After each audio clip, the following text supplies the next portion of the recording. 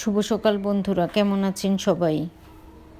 Papiya's culinary art and ব্লগের নতুন আরেকটি পর্বে আপনাদের সবাইকে স্বাগতম। সকাল সকাল ঘুম থেকে উঠেছি, আর ঘুম থেকে উঠে নাস্তা তৈরি করে খাওয়াও হয়ে গিয়েছে। এবার চাও খেয়ে নিলাম, তারপর দুপুরে রান্নার জন্য সব কিছু রেডি করে নিয়েছি। এবার প্রথমে আলু দিয়ে করলা দিয়ে ভাজার জন্য আলু আর করলাটা বসিয়ে দিলাম।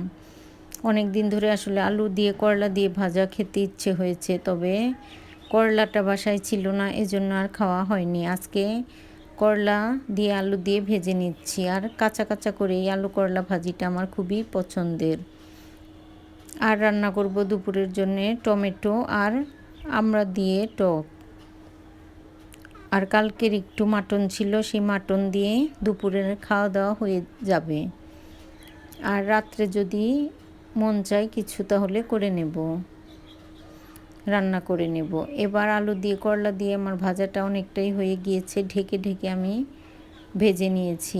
আর এবার টমেটোর আর আমড়ার চাটনিটাও বসিয়ে দিয়েছি। আসলে আজকে গরমের দিনের রান্না, প্রচণ্ড গরমও পড়েছে।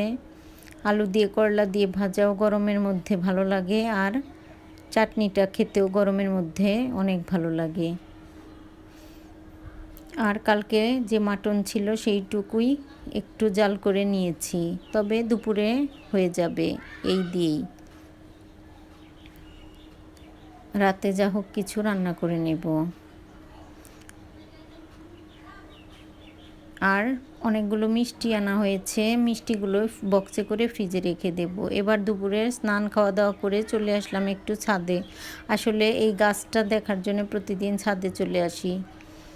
ছাদে না আসলে একটুও মনটা ভালো লাগে না। ছাদে টবের মধ্যে মিষ্টি আলু বুনেছিলাম, আর সেই আলু থেকে অনেক পাতা বের হয়েছে।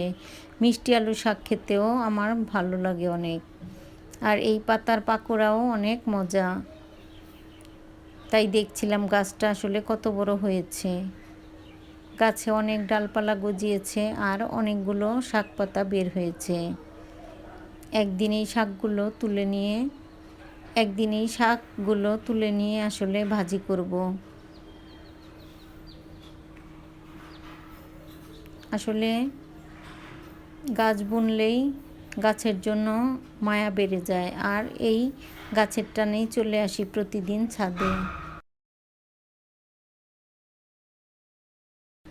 দিদির গাছে ভীষণ সুন্দর ধুন্দুল ধরেছে, আর ধুন্দুলগুলো অনেকটা বড়ও হয়ে গিয়েছে।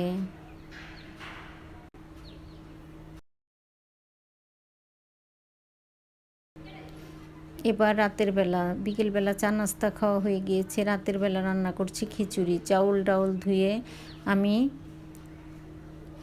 পাতিলে দিয়েছি পেঁয়াজ কুচি আর রসুন কুচি, আদা বাটা। এবার সব গুঁড়ো মশলাগুলো দিয়ে তেল দিয়ে হাতে মেখে আজকে খিচুড়িটা রান্না করব।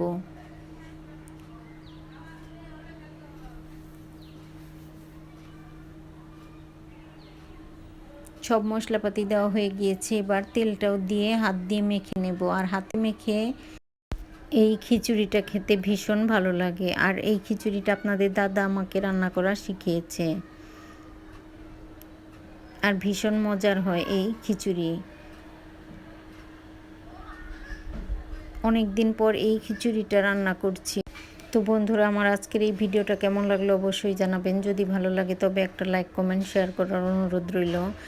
যারা ফেসবুক থেকে দেখছেন তাদেরকে অনুরোধ রইল আমার ফেসবুক পেজটি ফলো করার, আর যারা ইউটিউব থেকে দেখছেন তাদেরকে অনুরোধ রইল আমার ইউটিউব চ্যানেলটি সাবস্ক্রাইব করার। ভিডিওটি দেখার জন্য সবাইকে অসংখ্য ধন্যবাদ।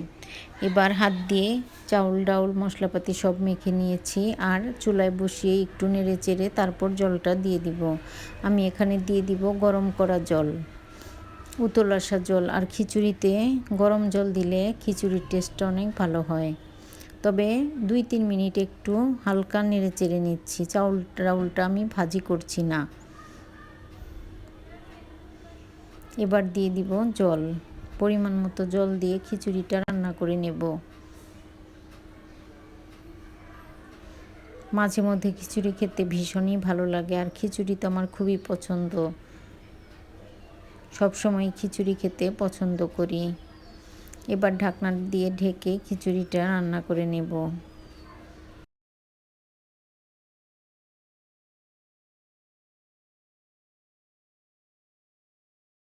এবার খিচুড়ির জলটা অনেকটা শুকিয়ে গিয়েছে, আমি ঢাকনা সরিয়ে একটু নেড়ে চেড়ে দিচ্ছি। আসলে খুব বেশি জল দিইনি, নরম নরম করে রান্না করব, সেজন্য যেটুকু জল দরকার সেইটুকুই দিয়েছি। আর নিচে যেন না লাগে সেই দিকে খেয়াল রাখতে হবে। আসলে কোনো খাবারই নিচে লেগে গেলে সেই খাবারের টেস্ট থাকে না। জলটা অনেকটাই শুকিয়ে গিয়েছে, তারপরও আরও নিচে অল্প একটু জল আছে। এবার খুব অল্প আছে ঢাকনা দিয়ে ঢেকে রেখে দেবো, তাহলে জলটাও শুকিয়ে যাবে আর চাউলটাও সিদ্ধ হয়ে যাবে। তো বন্ধুরা, আজ এ পর্যন্তই, দেখা হবে নতুন কোনো ভিডিওতে। সে পর্যন্ত সবাই সুস্থ থাকবেন, ভালো থাকবেন। ভিডিওটি দেখার জন্য সবাইকে অসংখ্য ধন্যবাদ। এবার আমার খিচুড়িটাও রান্না হয়ে গিয়েছে আর বেশ ভালো স্মেল আসছে।